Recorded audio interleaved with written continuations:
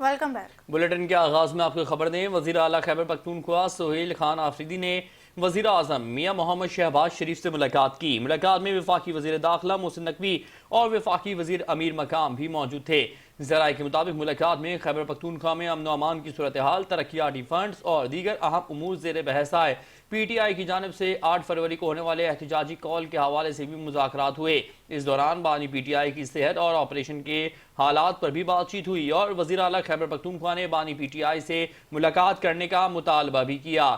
एक बार फिर अपने नाज़रीन को बताएं कि अहम मुलाकात हुई। वज़ीर आला खैबर पख्तूनख्वा सोहेल खान आफरीदी ने वज़ीर आज़म मियां मोहम्मद शहबाज शरीफ से अहम मुलाकात की है। मुलाकात में वफाकी वज़ीर दाखिला मोहसिन नकवी और वफाकी वज़ीर अमीर मकाम भी मौजूद थे। ज़राए के मुताबिक मुलाकात में खैबर पख्तूनख्वा में अमन अमान की सूरत हाल, तरक्याती फंड्स और दीगर अहम उमूर ज़ेर बहस आए। PTI की जानिब से 8 फरवरी को होने वाले एहतजाजी कॉल के हवाले से भी मुज़ाकरात हुए। इस दौरान बानी PTI की सेहत और ऑपरेशन के हालात पर भी बातचीत हुई और वज़ीर आला खैबर पख्तूनख्वा ने बानी PTI से मुलाकात कराने का भी मुतालबा किया है। ब्यूरो चीफ इस्लामाबाद बिलाल डार हमारे साथ मौजूद है, उनसे इस मुलाकात के हवाले से जानेंगे, मुलाकात के खदोखाल के हवाले से जानेंगे। जी बिलाल डार, आप बताइएगा इस मुलाकात के खदोखाल।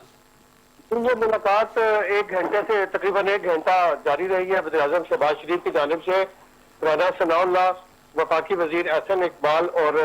उसके अलावा एहसन इकबाल और सनाउल्लाह ये शामिल थे, और जबकि वफाकी वजीर अमीर मुकाम भी वज़ीर आज़म की जानिब से इस मुलाकात में शामिल थे। दूसरी जानिब से सोहेल आफरीदी वज़ीर आला के साथ वजीर खजाना KP के मुजम्मिल भी शामिल थे, मुजम्मिल असलम। और इस मुलाकात के दौरान जो है वो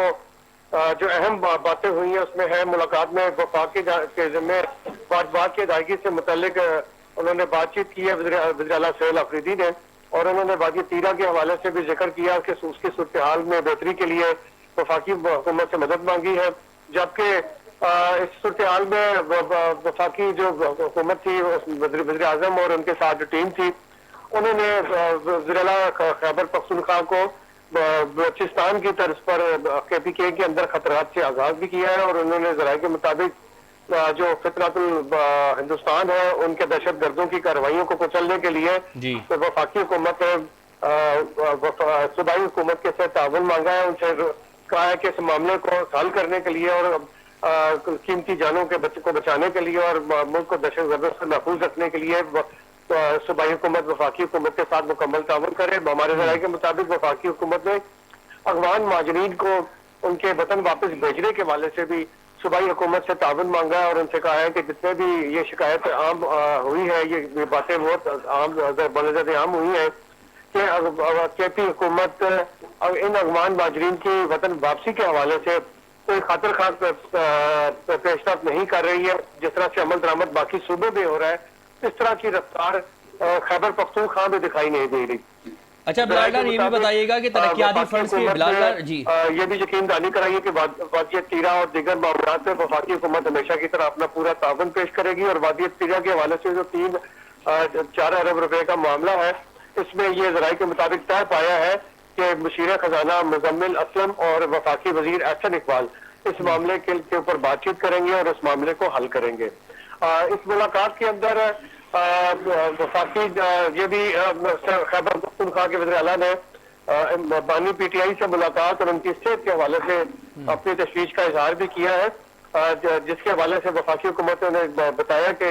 हमारे ज़राए के मुताबिक कि बानी PTI की आंख का जो मामला था, उनकी बीनाई मुतासिर हो रही थी और उनका एक ट्रीटमेंट किया गया, जिसके बाद वो मुकम्मल तौर पर सेहतयाब है